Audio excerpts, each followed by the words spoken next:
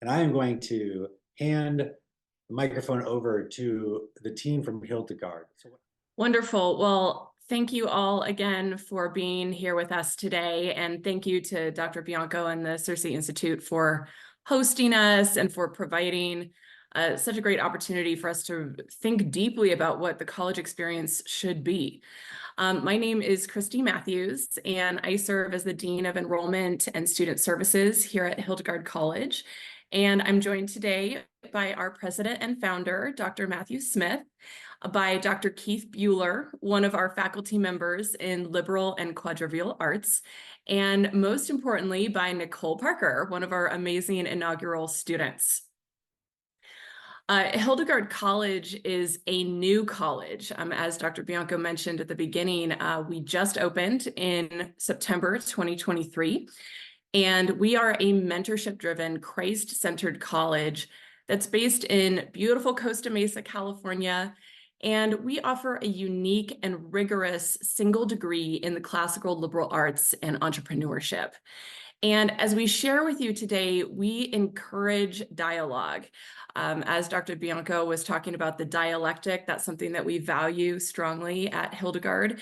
And we encourage you, feel free to raise your hand at any point. I think you have that ability here in the Zoom, or chat. Put your questions in the chat and we will circle back to those at the end. And then also, if you like what you're hearing, we encourage you to sign up for more information. I put the link in the chat here. You can just click on that, enter your information, and we will reach out to you after the session today. So with that, I will turn it over to President Smith. Thanks, Christy, and thank you to Circe and everybody who's here with us. I want to just reinforce what Christy said. Put questions in the chat. We're going to leave some time for that at the end. And you could do it throughout the presentation if you want. We'll ignore it for now, but then we'll read them at the end and address your questions. So what I want to do is talk to you a bit about why we founded Hildegard College. We're brand new, probably America's newest Christian college, Christian liberal arts college.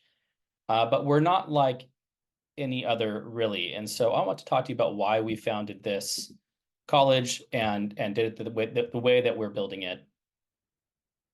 So as we see it, and as we have seen it, young people who are looking at the college decision face a pretty impossible choice today. And I would summarize that choice is one between going to college to get tools for thinking well, or going to college for an experience, a real world experience, an entryway to a job. And I call this an impossible decision because it's not how higher education, as we call it today, or college, university, seminary education, as it's been called in the past, it's not how it was designed. It was designed to be transformative for people. And the hypothesis here is that when you separate thinking from doing in college, you commit an enormously consequential error that prevents people from having a truly transformative experience in their education. So what do I mean by these tools? What kinds of tools of thought am I thinking about? At base level, you can imagine all of the colleges that you might get letters from, or you see in an advertisement on Instagram or wherever, that provide technical knowledge. And this could be at a university that provides professional majors, technical knowledge about how to do something. Now, I'm calling that tools for thought, not doing, because what you're getting is the textbook-driven knowledge about how to perform something later on. You could also think about the trend toward specialization in higher education, and the way that universities are designed these days to take freshmen, or ideally even juniors as they transfer in, and as quickly as possible shuffle them into their majors, specializing early, kind of a way of a form of giving you a tool for thinking, but you're still not really doing. And then lastly, And you might look at this and think, okay, well, this one's not like the others. Why is he putting liberal arts in this list? Because it is a way, it is a tool of thought. Think of Dorothy Sayers and the Lost Tools for Learning. The liberal arts, the study of the traditional seven liberal arts, but also of what we think of today as liberal arts and humanities and sciences, approached as the arts of freedom. These are tools for thinking well. And I think it's a good impulse, right? If you're faced with this decision between going to college for tools of thought or going to college in order to do things and engage with society, probably if that's your choice, going to this kind of college is a better bet for you. But graduates of liberal arts colleges, even really, really amazing ones, tend to struggle with figuring out what's happening next. And even more, they experience a kind of jarring shift from the bubble in which they lived and learned at college and then life after college. We call this, industry folks call this the failure to launch into what's next. So this is one side of the choice that we face, young people face today. Do you go to college to get tools for learning? The other kind of tool that you might get is experience. You go to college for an experience. You might think something that's fresh or something that feels relevant, that's innovative, that's action-driven. This is also good, I want to argue. I'm not denigrating this, but the way that we go about this tends to be something like if you hear people say, well, I'm choosing this college because I want to get this particular kind of job. I want to become a nurse, or I want to become a chemical engineer, or I want to become a psychologist, or whatever it might be. Promises that colleges cannot really deliver on if they're not bridging that gap and if they're not giving you a foundation. But nonetheless, I'm going to college for this kind of job, or maybe best case scenario, I skip gen ed, or I transfer in units, or maybe I even get my associate's degree, quote unquote, out of the way first, all of that liberal education stuff. And I transfer in as a junior and I try to get straight into the action. And then I think what's happening more and more, and we heard this alluded to earlier, is some people just choosing not to go to college. Why go to college? I could study welding, or I can study electrical engineering as a craft or a trade. I could take over my parents' company or whatever it might be. Why even go to college? Is it really even worth it? I will tell you, I believe that is a good option for a lot of people. Just don't go, in my opinion, especially if it means avoiding that $80,000 of debt. So one or the other of these options might work for some people thinking or doing, but it doesn't work for a certain kind of person we might describe this person as humble and hungry, smart, ambitious. It doesn't work for this person because this person isn't satisfied with merely consuming culture, but wants to create and change culture. And so by separating learning from doing, I think what we see in American higher education is a problem similar to that C.S. Lewis describes when he says, we're now in a situation where we laugh at honor and are shocked to find traitors in our midst. We laugh at honor, but then we're shocked to find traitors. In a sort of ghastly simplicity, we remove the organ and demand the function. We're removing the organ, but demanding the function. We make men without chests and expect of them virtue and enterprise. So Hildegard College is founded for students who want to change culture. They want to engage. They don't want to consume it. They want to make things that are new. They want to help the world and further the kingdom of God by shaping culture in a redemptive way. And I'm going to talk a little bit about what that means. Dr. Bueller will talk about what that means in the classroom. And Nicole will kind of give a student experience, a testimony of a student experience at the college. So what happens when you combine the deep, disciplined study of the liberal arts upon which Hildegard College is founded with an action-driven, creatively and energetic education in entrepreneurship is that you get formation, or what we call transformation. We need to understand not just ourselves, but how the world works. I believe that's a biblical principle. I also think it's a classical principle, to use that term. You need to understand yourself. You need to understand how the world works. And when you do that, you can actually make a change. You can't make a change. You can't affect the world for the better if you do not have the foundation that you need, the foundation to make you free, to give you volitional freedom as a free acting, rational being, but also free in Christ. Likewise, you might have that liberal arts foundation. You might even have it already, you think, but unless you're engaging culture and guided into how to do that and given the tools for understanding what we call economics, which is not the study of money, but the study of human behavior and culture, you're not going to be able to make that kind of impact. So what kind of a college is Hildegard College? What exactly is it? What category does it fit into? Well, on the one hand, we could be described as a small Christian liberal arts college based in the great books tradition and committed to student transformation. That would be an accurate statement. And I would say that, however, we love this classical tradition, as we heard about earlier, we love this classical tradition so much, though, that we pull it into the realm of leadership and entrepreneurship, into the realm of creation.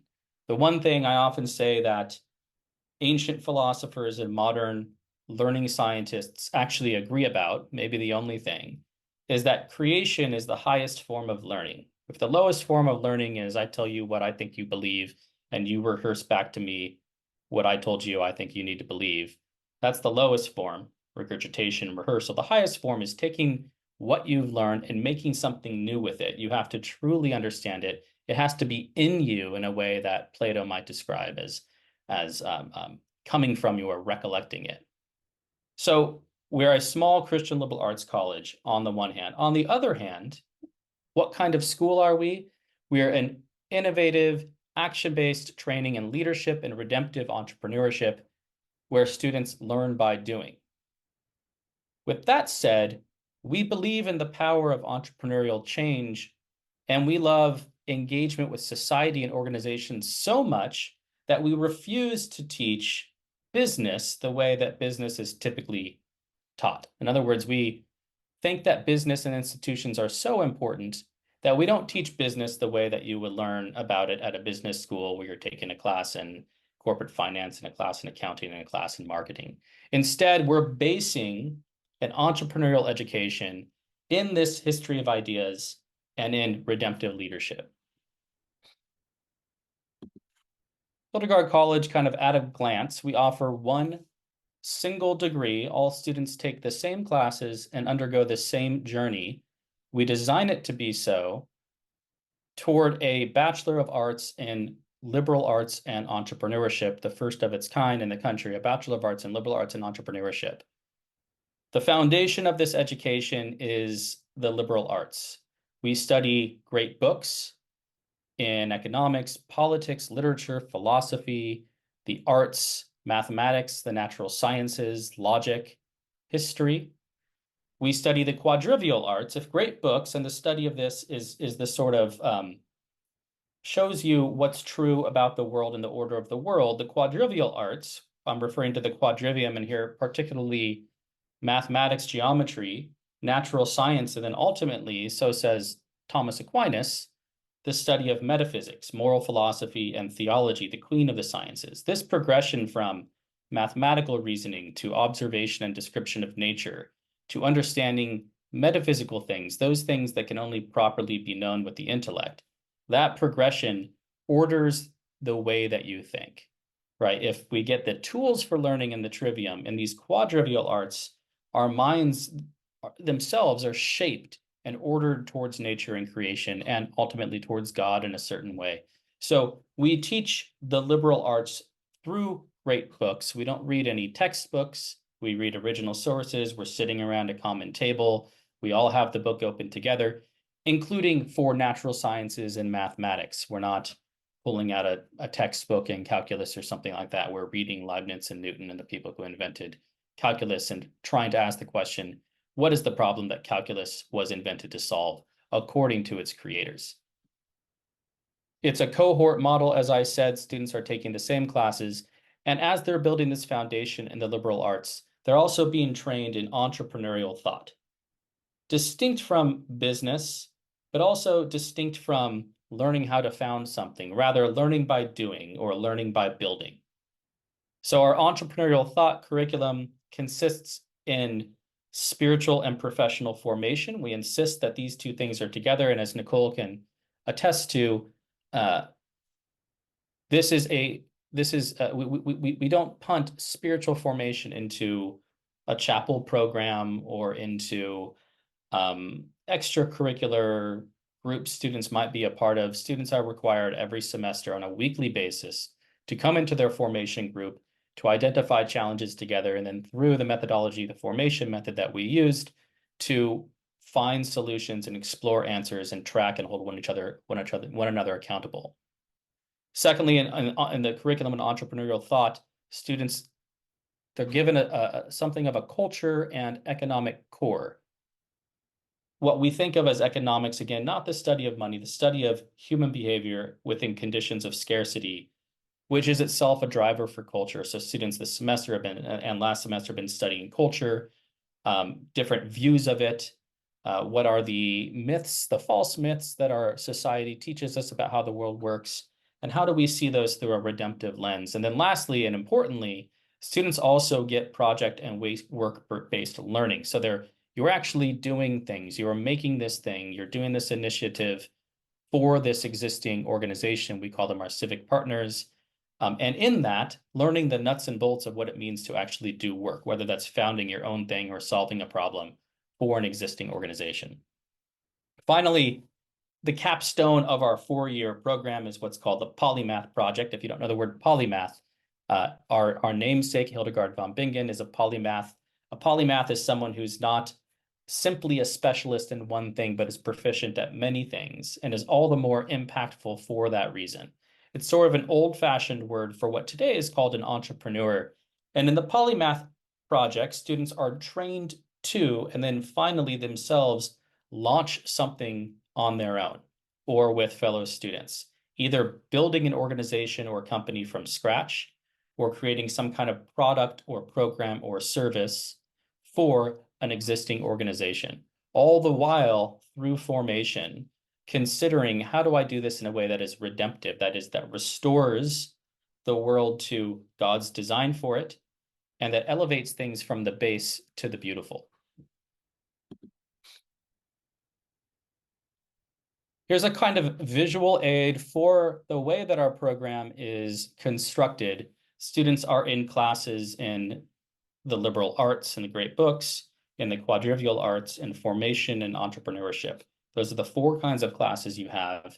And we're meeting weekly, in fact, even daily, to discuss great books around a common table. That is probably the quintessential activity of, well, Hildegardians, as we affectionately call them, our students, where we seek to know ourselves better. Through the culture and economic core, students understand better how the world works. Through industry-based and project-based entrepreneurial training, they learn by doing. And then finally, in the Polymath Project, they're practicing creating culture, a kind of a launch pad into what's next. An important component to how we can teach this way, how we can be a kind of culturally immersive and yet classical liberal arts college, is that our faculty consists largely of practitioners. So this is just a sampling of some of our faculty who are not only faculty at Hildegard College and come and teach students, but also are builders and doers in their own right. On the top left, you have Dr. Veronica Gutierrez, who is the founder and director of the nation's first Spanish language Great Books program.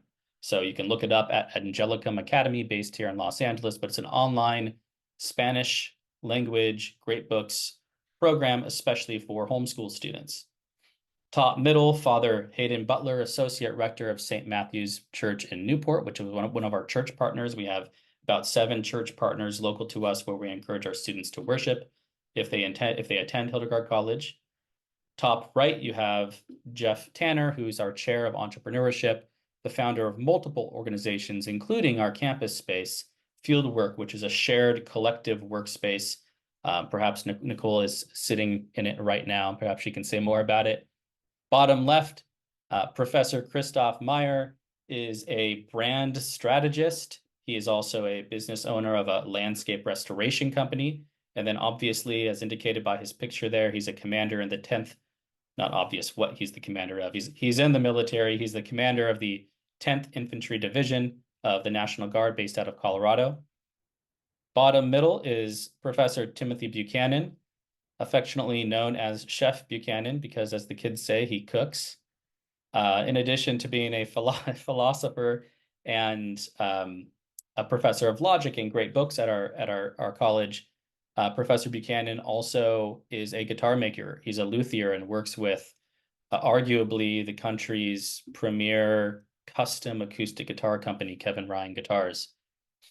And then finally on the bottom right, and I will describe him by way of introducing him, Dr. Keith Bueller, faculty of great books and quadrivial arts at Hildegard College, also real estate investor, and where he is right now, founder of maybe the only Christian Orthodox classical K through 12 in California. You'll have to correct me if I'm wrong about that, Dr. Bueller. St. Andrew's Academy in Riverside, California. And I'm going to turn it over. This is just to show you that our faculty are doers. We're people that are engaged in society in certain ways, not just professional teachers, but people whose aspiration and involvement with Hildegard is such as we want to guide students into what's next. I'm going to ask Dr. Bueller to give you a little insight as one of our faculty. I think you just taught last night, most recently. What were you teaching? We were on the Gospel of John last night. Discussing the Gospel of John in Great Book Seminar. We read scriptures and theological texts, of course, in there as well. And I'm going to ask Dr. Bueller if you could sort of talk us through what the experience of a faculty member is like, why we teach the way we do, how do we teach exactly, whatever you want to say. Thank you, Dr. Smith, and thank you, Matthew Bianco. I love Circe. I'm really glad to be on with you guys. I'm a big Circe nerd, podcasts. I just talked to Andrew the other day about just crazy ideas that he has, and he's a starter as well.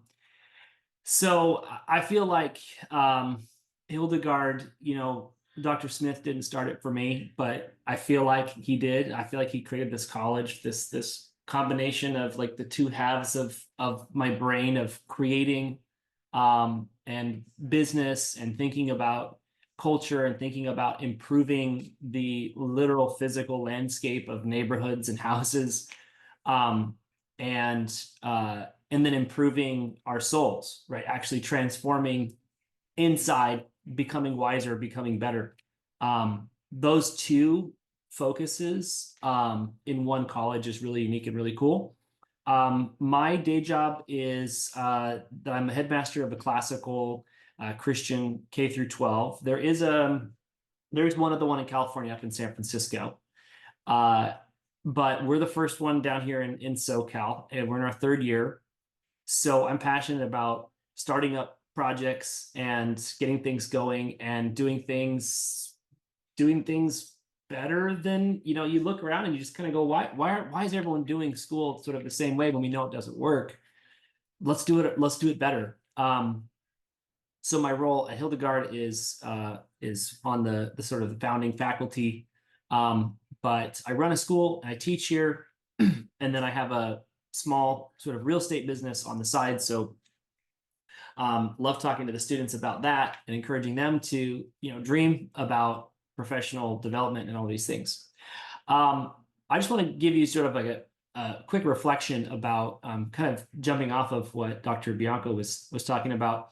The answers, the why we teach the way we teach. And here's the dilemma. And maybe you've confronted this dilemma yourself.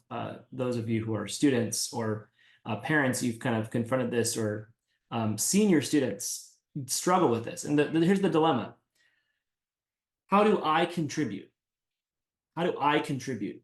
Because on the one hand, once I realize I need to learn things to be able to contribute, that journey becomes lifelong. There's too much to read.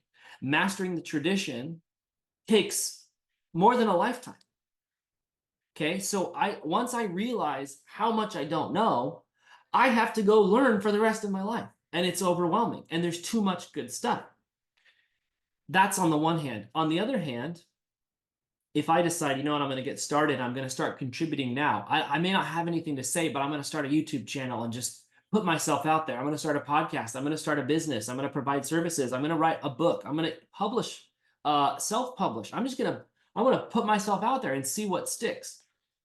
There is some wisdom to that because you don't want to be, giving excuses. I'll start tomorrow. I'll start tomorrow. I'll start tomorrow. But you could spend your whole life experimenting, trial and error, trying on new ideas, serial entrepreneur, creating new companies, selling companies. That is also a way to basically, that would take your whole life to kind of narrow in on your particular art or your particular brand or your particular identity. What can I contribute that no one else is doing, or that I can do well, or I can do better than some people?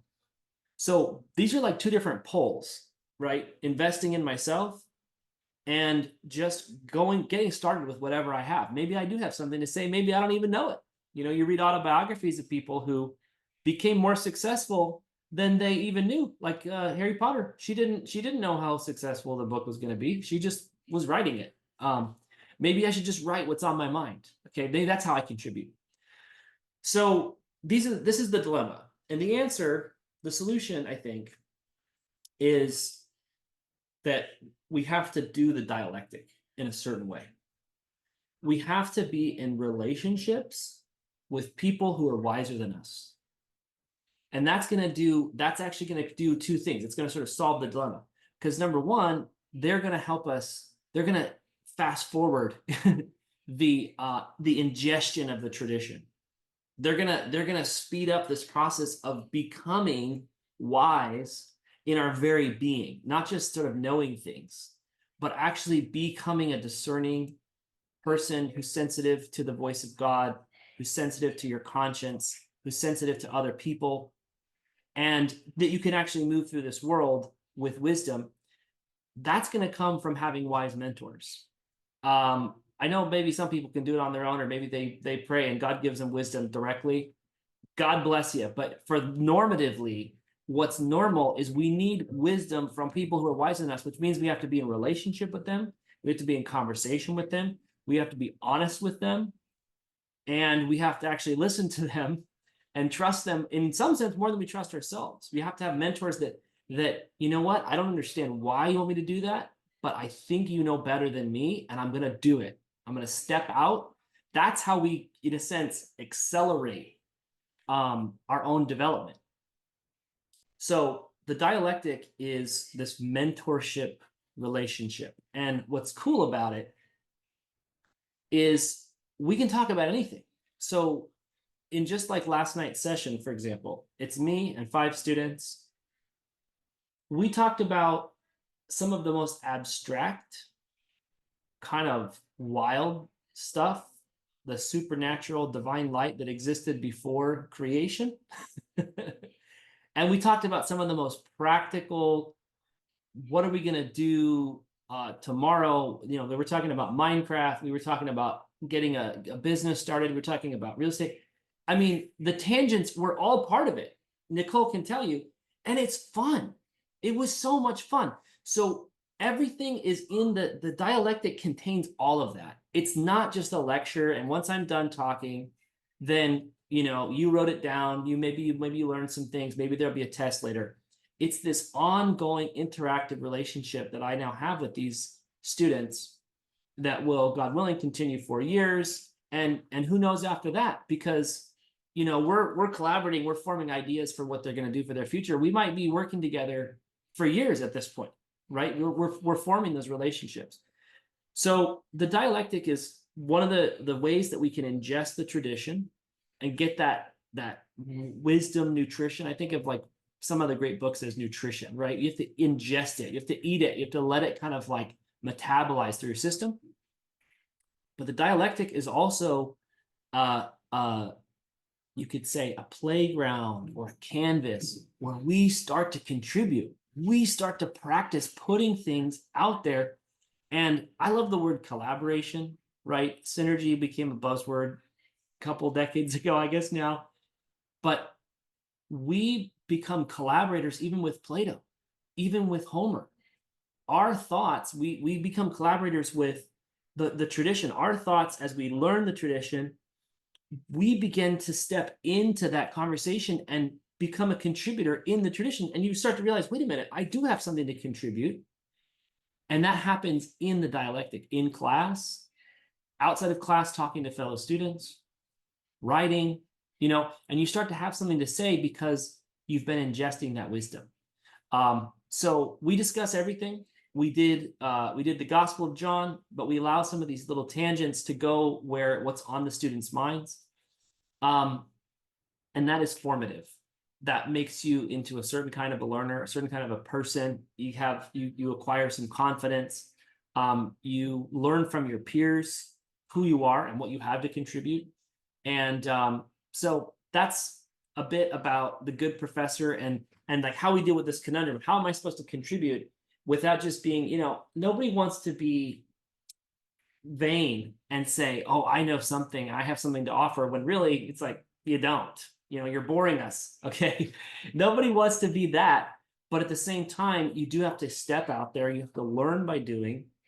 And our students are already beginning that process, and they're only going to get better and better and better over the course of 4 years. So that's a bit about kind of how we approach teaching, and why we do it that way, and what the hopeful effect is, and what the effect already has been after only a semester. And I'm going to turn it over to one of our students, Nicole Parker, to talk about being a student. She's incredibly curious, incredibly excited, has ideas, has already started businesses, is interested in everything, and it's just been a great student so far. So take it away, Nicole. Sweet. Thank you for that. Thank you for having me and listening. If you feel comfortable, please, I encourage you to turn your cameras on so I can take a look at you. And Dr. Smith or Christy, give me like a sign to wrap it up, because I love yapping. Talk about the school forever. I'm one of the 5 inaugural students.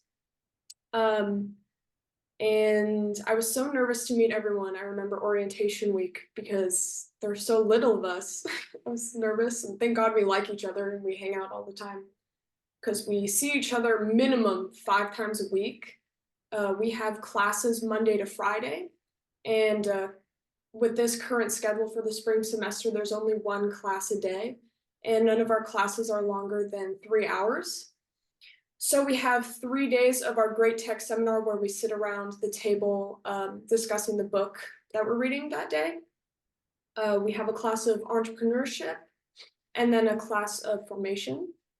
And I loved what Matthew was saying about, what makes a good teacher. And I think it's really unique that not only do we have so many teachers, we have more teachers than students, but a lot of the time we'll get different professors for the same book. So you get a bunch of different perspectives on a single text, which is super unique and helpful. And then sprinkled throughout the week, we have outside activities. For example, one time, I guess they're technically still school activities. Like one time we had our great text class at the Getty. We all hopped in one of our classmates' mom's van and just like road tripped out to the Getty. We looked at the William Blake exhibit, and then, we discussed Plato's Symposium in the courtyard while the sun was setting. It was like, what? And, we do little things that are just fun too. So, one time, me, Christy, and the students, we went kayaking before our evening class, and then we all got lunch, me and the students afterwards, and like studied Thucydides. So it's really nice. But classes are typically at our campus, which I'm in right now. It's a co-working space called Fieldwork. So it's not your typical like college campus. There are people here renting businesses, renting out rooms, and then, the common area, which is right here. So you're kind of rubbing shoulders with people who are doing the entrepreneurial thing. And I see a question. I'm just going to answer this now, if that's okay. I know there's a Q&A, but feel free to interrupt me and I can like address your burning questions so you don't forget them. Housing situation. A lot of the students live locally, but some of our students, 2 out of the 5 do. They live with the professors. Like my classmate Lydia lives with Dr. Ballard and his family doing a Hildegard homestay. That was the word I was looking for. And so does Kyle. He does a Hildegard homestay. So if you're not in the Southern California area, you have options to live reasonably, like for reasonable prices. And also, oh yeah, there's work opportunities with Hildegard. That's something I really love. Because one of the things that Matt Smith, the president, said early on when we were looking at our reading list and all the books we had to read in such a short amount of time, he said, yeah, I know it's a lot, but we have high expectation, high support, which is not only true with the academic side of things, but just life in general. If you need support, if you need to find a job, if you need to find housing, you will be supported. If you're struggling with your faith, you will be supported. Like there's no judgment zone. And I was looking for a job, part-time work, and I'm now working at Fieldwork, the campus at the event space hosting, and then also doing social media stuff for Hildegard. And that's another great way to learn about the school and the student experience. If you check out the Hildegard Instagram or Facebook or LinkedIn, we post a lot about, what it's like to go to Hildegard and all the stuff that we do. So yeah, it is every week is a full week. You have class every day and it's a lot of reading, but it is high support. And I feel really connected to Keith Bueller because we love doing just everything that we find interesting and doing a billion different thousand things at once. So if you also like doing that and you have a lot of outside projects that you want to fulfill and, ideas that you want to execute, like Hildegard will help you with that. They'll help you explore those ideas and give advice on how to, manage your projects and manage your time. And yeah, it's possible to get anything that you want done. Yeah, I think the secret ingredient in terms of student life for me is the people. Like, I have 4 genuine friends that I will most likely have for life, and they happen to be my classmates now. Like, not only that, but the professors, I feel, such a genuine friendship out of them as well. A lot of the magic moments, of course, they happen in class. Like I literally bought a journal for the new year after winter break to just keep track of all the quotes, from the books we read, but from the things that professors and students say during our conversations or during our classes at the Great Text Program. So it's really nice. I think the people make everyone's so comfortable, especially during the second semester. Like the people really kind of make the experience. One of our civic partners, Kevin Ryan of Ryan Guitars, he invited me to go to the NAMM show because I'm a musician with no credentials, and then we're just gonna hang out in the afternoon and go to the NAMM show together. And I can go to Professor Buchanan with my guitar problems, be like, is the action too high on my guitar? And be like, yeah, let me take a look. So it's like it's a community. It's really great. Someone asked a question. No, the question is, were you personally exposed to classical education before Hildegard? Absolutely not. Like I went to public school my whole life. And I'm 21 right now. I graduated high school class of 2020 and then went to it was like online community college because it was quarantine COVID. And I was so just bummed out. I just, stopped going after the first semester and like moved out and did work and started little things here and there. I had no classical education, and I am so glad I found Hildegard because I'm in love with the classical education model. And that's another thing I love about Hildegard. I would say we're a pretty well-rounded group. We're a well-rounded cohort. And you don't have to be, have gone to a private school your whole life and be the perfect Samaritan. Like, people will accept you for who you are. Someone asked, without a campus, do new students find transitioning into college life more difficult? I can speak for myself. I found it kind of easier because that was what I was used to. Like, I'm getting the college experience even though it's not at a campus, if that makes sense. No, I didn't find it the transition difficult because it was like very natural and real life integrated, and everyone, like, even though a lot of the people in our campus, they're not students, they're business owners and they're working. We're all friendly. Like, I think I know everyone. We're all on a first name basis at Fieldwork, so everyone's friends with everyone. We have a coffee shop that's attached to the building. All the people that work there, you get that movie experience where you walk in, they're like the usual, and then they'll like hand deliver it to the classroom to you. That's super nice. Everyone's so friendly. Yeah, so I think, I don't know how we are on timing, but that's kind of what I have to say about the school. If you want to ask any questions about student life to me personally, my email will be, I think, somewhere in the chat or something like that. And I don't know. You can put it in the chat, Nicole, if you want. You can put it yourself.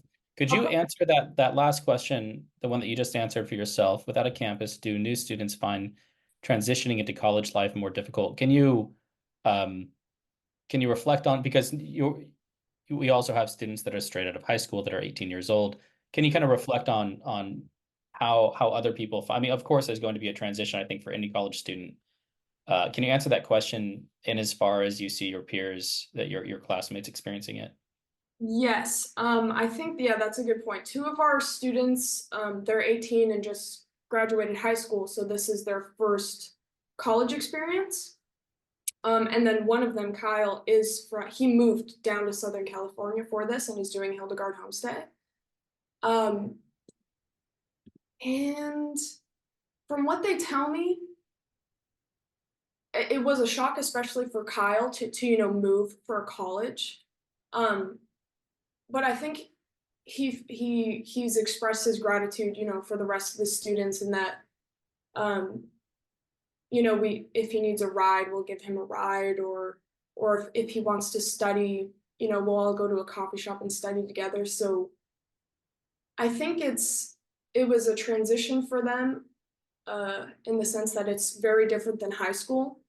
Like, not only is it college, but it's a very sort of novelty, unique college. But I don't know, like, I don't hear any grumblings from them. Like, we stayed after class for like 2 hours. We were there till like 11 p.m. trying to recreate Plato's Republic in Minecraft, like, as dorky and nerdy as that sounds. So I don't know, maybe the transition was a little bit more difficult for them. And yeah, I would say the people that traveled to Southern California, like Lydia, she had a community college experience. So this was her first time, like, moving out of state for college. And yeah, I would say it was a little difficult finding work and, getting all of her affairs in order down in a new place. But I think it's right now smooth sailing. Like, I think everyone's in a really good place, and the growing pains of, starting a new college are kind of ended, and everyone's like feels at home, I would say. So yeah. That was a hard question. I wasn't sure. No, thank you, Nicole. Thank you for joining us. You can stick around if you want. I know you're actually skipping class. If you need to dip out and go to class, that's fine too, or you can hang out and see if people have more questions. But I'm going to turn it over to Christy now to kind of close us out before we open it up for more questions if you have them.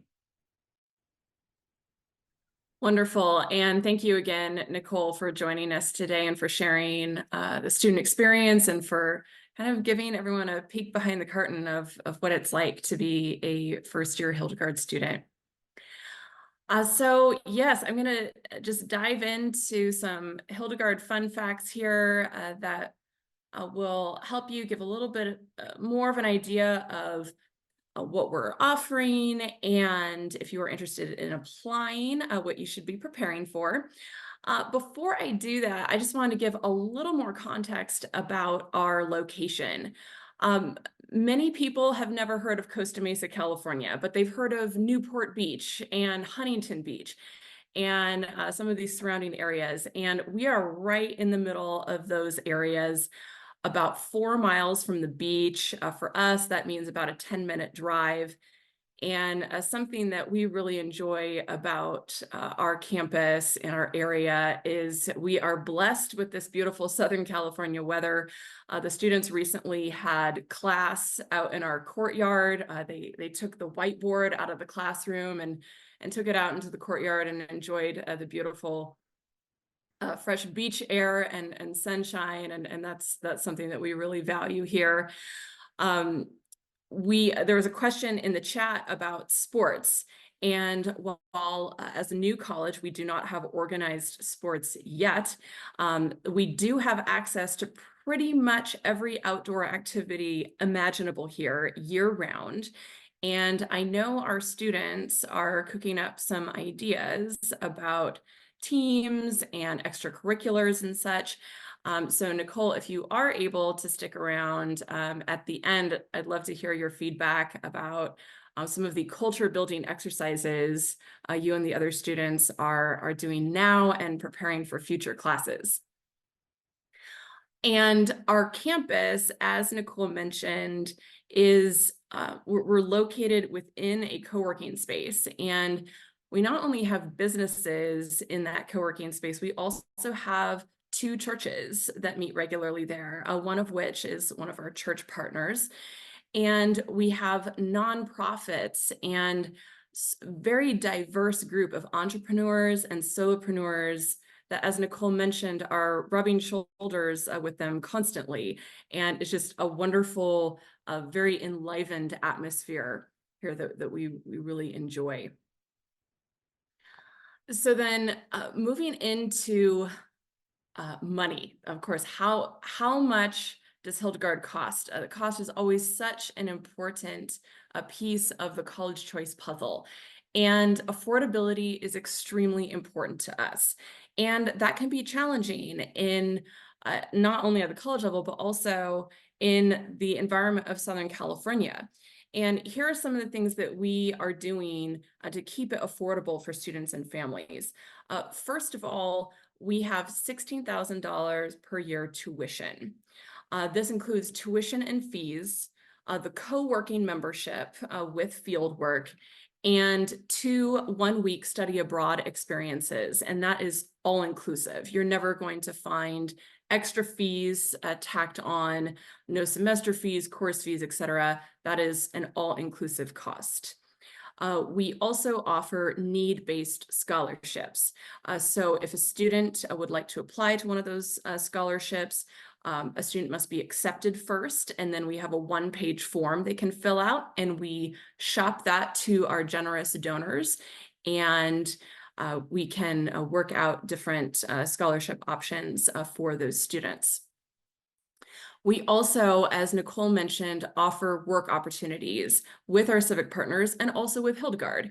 So Nicole is our social media and digital marketing intern. One of our other students is serving as an administrative assistant for us. And then other students are working for our co-working space, field work, and also pursuing other internship opportunities. And all of this is designed to keep costs down. The homestay, which Nicole mentioned, is another piece of that puzzle. We encourage students to live in our community and to practice adulthood. And we want our students to have a very deeply integrative experience of adulthood. And we believe that part of that is living in the community. So if students want to live independently or with a group of friends, they certainly can. And we have many living options that are within walking distance of our campus. But then we also have the Hildegard homestay option. And these options are with individuals who are connected with our partner churches, who are involved in our community, whom we trust, who are opening rooms or back houses or apartments to our students for an affordable price. Very competitive, especially given the typical costs of living in coastal Southern California. So there are several of those options open right now for students who may be interested in applying for the fall. We have several open homestay options that are close to campus. And those opportunities are constantly popping up, and we're working on always expanding that network of trusted homestay partners. Another piece of the affordability puzzle for us is in the way we approach tuition financing. So we have what we call a subscription model to tuition financing, where typically students, families are charged on a monthly basis, but we also have flexible financing opportunities. So we will work with students and their families to figure out options that work for all parties. And then we also, through one of our civic partners, have private loan options. America's Christian Credit Union is one of our civic partners, and we really enjoy working with them. Okay, moving on, last but not least, before our Q&A, I'm just going to really briefly go over our application and admissions requirements. If you are interested in applying to Hildegard, our admissions process is pretty simple. We want you to complete our online application, and I will include that link here in a moment. Our application really emphasizes opportunities for you to answer questions and represent yourself how you see fit. So the majority of the application involves essay questions. And you can write an essay, you can put together a presentation, you can respond with videos or mixed media. And we've had students be all over the map there, and it's a really exciting opportunity for you to present yourself the way you would like us to know you. There are no right answers, and our goal is to get to know who you are authentically in this moment through that process. So you'll complete our application, and then we do need at least your unofficial high school transcripts. And so you can email those to us or attach those to the application. And then we're looking for one personal reference and one academic or professional reference. So the personal reference would come from someone who's known you, ideally 3 to 5 years or more, who can personally vouch for your character and ability to grow. And then the academic or professional reference, that might be a professor you've worked with, a school administrator who knows you really well, or even an employer who can vouch for you. And again, ideally someone who's known you for a while. We are test optional, so we do not require any SAT, ACT, or alternative testing. However, we do strongly recommend the classic learning test, and I will include that link at the end here as well. We have worked with the classic learning test folks, and we believe that test is probably, of all of the standardized tests available, the greatest indicator of future success, especially in a college model like our own. And then once you complete the application, submit the references and at least your unofficial transcripts. If you are selected to continue the process, you'll be invited to a 20 to 30-minute online admissions interview with, it's usually President Smith, myself, and perhaps a faculty member. And we'll just have a conversation. And then we provide admissions decisions on a rolling basis. So you're not going to see an official application deadline in this session today or on our website. We provide admissions decisions on a rolling basis, and students generally receive the admissions decision within 5 business days of completing the process. So we understand that the college search process is fraught with many perils, and we try to make it as straightforward and easy and quick for you as possible. All right, so with that, I see some questions have come in. Wonderful. So we are officially opening it up now to Q&A. So I will start with the first questions. And we will just open it up. Dr. Bueller, Nicole, President Smith, all of us will just share answers to these questions, and please keep them coming. We have about another 15 minutes and we'd love to help with anything that you're interested in. Okay, so the first question is from Nico. Thank you, Nico. Is this a Catholic college? We are not a Catholic college. We are a non-denominational. And Dr. Smith, would you like to comment more on that? Happy to. And Dr. Bueller also, I think, replied below with the description, mere Christian college. So we are mere Christian college. We are Orthodox in the sense that we ascribe to a traditional understanding of the faith. Our faculty affirm the doctrines of the faith as described in traditional documents like the Nicene Creed. But we are not a Catholic college. We have faculty that are Protestant, Evangelical, Anglican, Eastern Orthodox, Roman Catholic. That diversity is also represented on our board. So no, this is a college for all Christians. That's awesome. So you guys are Orthodox? We are not Orthodox. We are Orthodox, lowercase o. Okay. We are not Eastern Orthodox, no. Okay. But we do have Dr. Bueller is Eastern Orthodox, for instance, is the headmaster of an Orthodox classical school. So we have Orthodox faculty, or Orthodox folks on our advisory board, but we're not an Eastern Orthodox college, no. Nice. So you guys like neutral throughout like all Christian faiths? That's correct. All traditional Christian faiths. So, and you know, for our students, we're not a covenant school, and we don't ask students on purpose to sign a statement that affirms that they believe in dogma A, dogma B, dogma C, and so forth. We ask them to describe their experience with the faith. We ask them to tell us what Jesus means to them. And we are very clear with them about what we believe as a school and what we teach, and ask them why they want to come to a school that is a Christian learning community.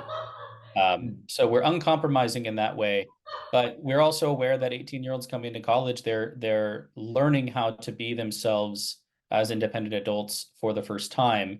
There's an enormous amount of trust that parents, and as a parent myself, I know this, place in colleges, especially Christian colleges, in shepherding that faith. And the reason why we have church partners across traditions is that they're from different traditions, is that we're not in the business of trying to convert a student to one particular Christian tradition over another. Okay. What we most want is for them to go back to the Christian communities they come from with the tools and the formation that they've gotten at Hildegard College, and to improve them and to serve them. Awesome. Just another question. So I'm thinking of going to a community college. So is it okay if I can attend my last 2 years of college at Hildegard College online. Attend Hildegard College online? Is that what you're Yes, asking? for the last 2 years, my junior and senior years of college. So we don't offer any online programs. We treat educate. We believe that the kind of physical proximity, as Dr. Buehler described, of being in a room with people and making friends interpersonally, that analog experience is essential. We're not a Luddite school, and meaning our students are engaging with technology all the time, but we don't offer online programs. We do allow some transfer of units, but not a full 2 years, because our curriculum is totally unique, as any great books oriented college curriculum would be.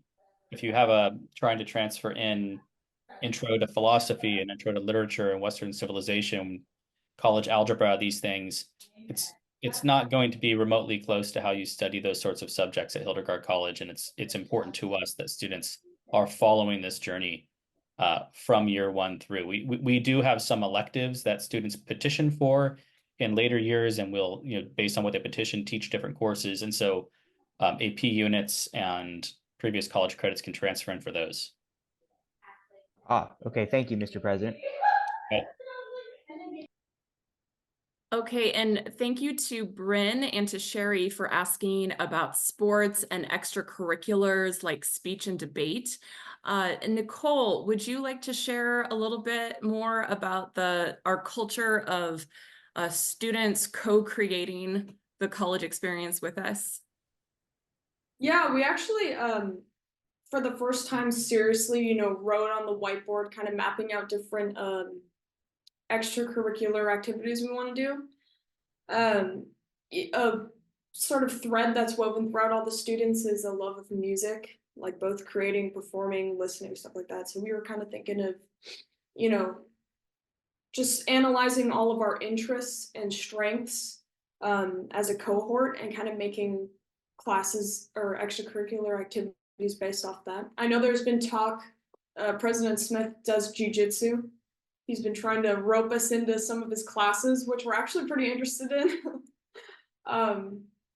And I know Lydia, she's a cook, one of our classmates, so we thought it would be nice to have a cooking class. Right now we're reading a book for entrepreneurship called Ikigai, and it's like the Japanese secret to happiness or something like that. So we thought it would be nice to have like a Ikigai cooking night where we, cook the Okinawa, Japan, diet, and only eat till we're 80% full and then take a walk after, stuff like that. We like to do stuff. We're reading all these great books together. We reference and have inside jokes about characters in the books all the time. So we like to do stuff that kind of relates to what we're learning, but make it, I don't know, extra fun, I guess. So yeah, lots of stuff in the works. Thank you, Nicole. And Sherry, I just wanted to note that speech and debate has come up quite a few times, and that is something that we are interested in building along with our students in the future. Leah, so I partially answered your question about housing, but then with the partner churches, I actually included the link there in the chat for our list of both our church partners as well as our current civic partners, and both of those lists are ever growing. All right, let's see. Thank you, Dr. Buehler, for helping answer a couple of these questions. Oh, Eowyn, thank you for the question about, does the $16,000 include books? It does not include books. However, we very carefully choose editions of classic texts and such. We do not use textbooks, so you're never going to encounter that $200 or $300 biology textbook that you would in a typical college setting. But we also very carefully choose editions that are affordable and that keep costs low per semester. I don't know if Dr. Buehler or Dr. Smith would like to add anything to that. I'll say that that's right, Christy, and we're committed to affordability, not because we want college to be inexpensive, but because we don't want our students to go into debt. So currently none of our students are going to any debt for Hildegard College. And that's out of conviction, right? You teach students and cultivate this sense of what the good life, what the virtuous life is. And then they graduate with so much debt that it really sort of enslaves them or cripples their ability to pursue that good life in actual material ways. And I think that's unconscionable. So our institutional model is not like other colleges' institutional model. We practice the entrepreneurship that we teach in such a way. And so, for instance, to answer Gabriella's question about fiscal stability, not the first family I've spoken with who have been part of a college that closed in the past. And these are top-heavy institutions that have done really good work, but could not survive, especially in a time where schools are closing and enrollment is dropping, and there are just fewer college-age students alive in the United States. So our commitment to affordability is met with a kind of lean model where, I mean, the reason why we're not launching with big athletic programs is because those are really expensive and we don't want to saddle students with those costs. I will also say that one of our commitments is to teach through. So we are fiscally stable. If you're interested in talking about that, I would be happy to be transparent about that if you want to reach out to me. But in any case, if something were to happen and something, if any kind of startup like this is new and does run risks, we are committed to teaching out any student that enrolls from year 1 all the way through year 4. So that's not a risk that we want anyone who's interested in Hildegard to be concerned about. Thank you, President Smith.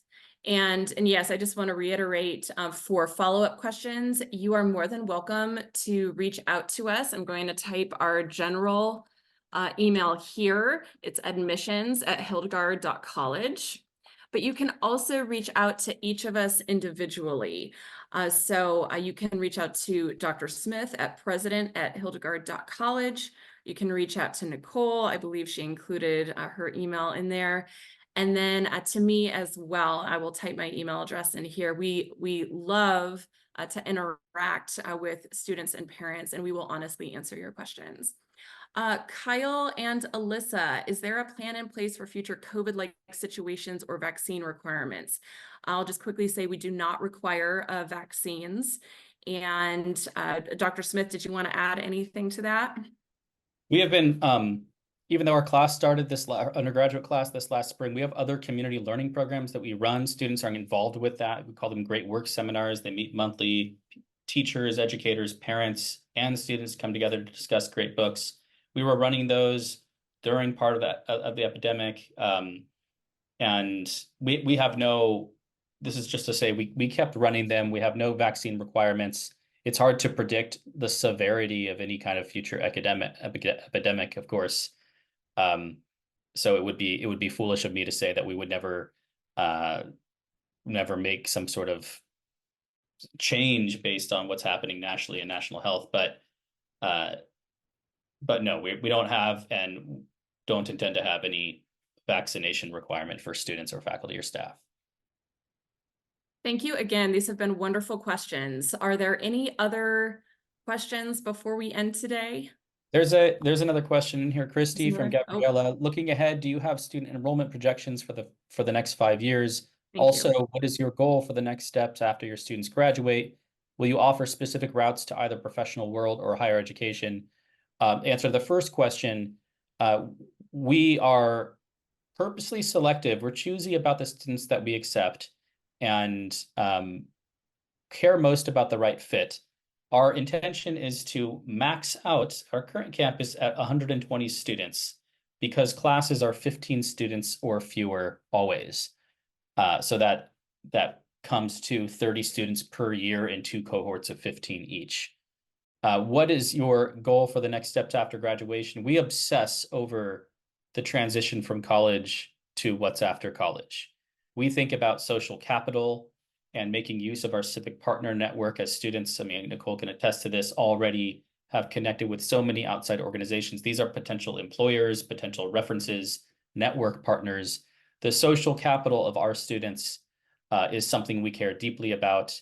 through the polymath project, the applied capstone they do, through the industry-based work, not just their networks, but their resumes are already substantial and will be significant by the time they graduate.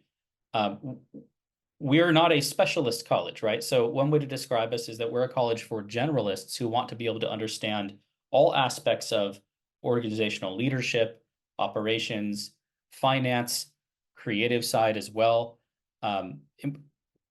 Neither were we founded by we weren't founded just by academics. We're founded by a group of academics and entrepreneurial leaders who came together, saw a problem, and wanted to solve it. And so the way that we designed our degree began with, what is this outcome? What is the ideal, not Hildegard student, but Christian college graduate today?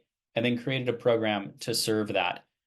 So the competencies, the things that we want our graduates to be able to do, that they're learning to do, are the kinds of things that will lead them almost into any career they want to. If you know 100%, if you're 18 and you're listening to this and you know, I want to go into this very specific field that requires this very specific college credential, then Hildegard's probably not for you. But for, dare I say, the majority of students who are hungry and humble, intelligent and ambitious, I think that Hildegard is designed around a student like you.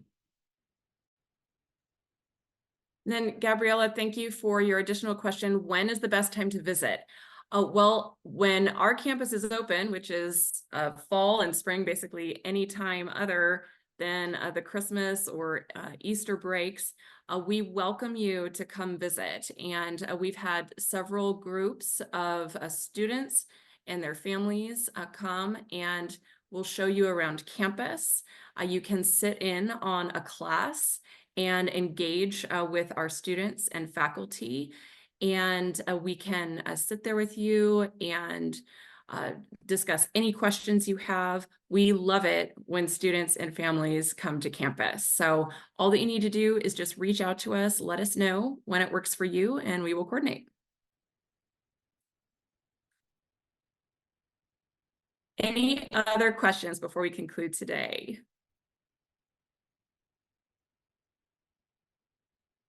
You are most welcome. Well, again, we encourage you to reach out to us personally and also to sign up. That request info link, I'll include it one more time here.